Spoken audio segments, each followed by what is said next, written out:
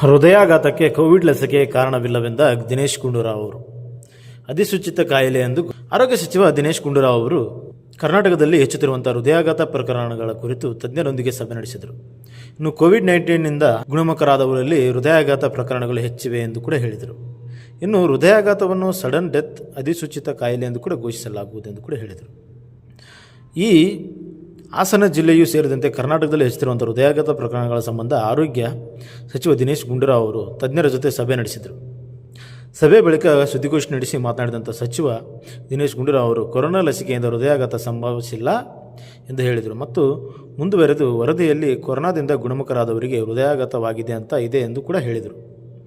ಇನ್ನು ಕೊರೋನಾ ಲಸಿಕೆ ಪಡೆದವರಿಗೆ ಹೃದಯಾಘಾತವಾಗುತ್ತಿದೆ ಎಂದು ಕೂಡ ಸಿಎಂ ಸಿದ್ದರಾಮಯ್ಯ ಅವರು ಇತ್ತೀಚೆಗಷ್ಟೇ ಹೇಳಿಕೆ ನೀಡಿದರು. ಇನ್ನು ಕೊರೋನಾ ರೋಗದಿಂದ ಸ್ವಲ್ಪ ಮಟ್ಟಿಗೆ ಹೃದಯಾಘಾತ ಹೆಚ್ಚಾಗಿದೆ. ಕೊರೋನಾ ಬಂದ 1 ವರ್ಷದೊಳಗೆ ರಕ್ತನಾಳ ಬ್ಲಾಕೇಜ್ ಆಗುವಂಥ ಸಾಧ್ಯತೆ ಕೂಡ ಇದೆ. ಆದರೆ 3 ವರ್ಷದ ನಂತರ ಅದರ ಪರಿಣಾಮ ಅಷ್ಟರ ಮಟ್ಟಿಗೆ ಇಲ್ಲ. ಹೃದಯಾಘಾತಕ್ಕೆ ಲಸಿಕೆ ಕಾರಣವಲ್ಲ. ಕೊರೋನಾ ಲಸಿಕೆಯಿಂದ ಜನರಿಗೆ ಅನುಕೂಲ ಆಗಿದೆ. ಆದರೆ mRNA ವ್ಯಾಕ್ಸಿನ್ ಬಗ್ಗೆ ಸ್ವಲ್ಪ ಅನುಮಾನ ಇದೆಯಂತೆ. ಈ ವ್ಯಾಕ್ಸಿನನ್ನು ನಮ್ಮ ದೇಶದಲ್ಲಿ ಯಾರೂ ತೆಗೆದುಕೊಂಡಿಲ್ಲ ಎಂದು ಕೂಡ ತಿಳಿಸಿದ್ದಾರೆ.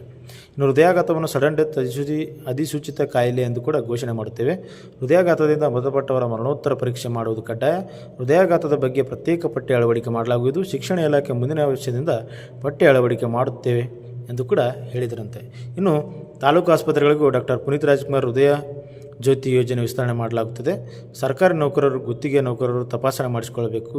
ಜನರ ಜೀವನ ಶೈಲಿ ಹೃದಯಾಘಾತಕ್ಕೆ ಕಾರಣವಾಗಿದೆ. 50% ಹೆಚ್ಚು ಧೂಮಪಾನಿಗಳಿಗೆ ಹೃದಯಾಘಾತ ಆಗಿದೆ ಎಂದು ಕೂಡ ತಿಳಿಸಿದ್ರಂತೆ.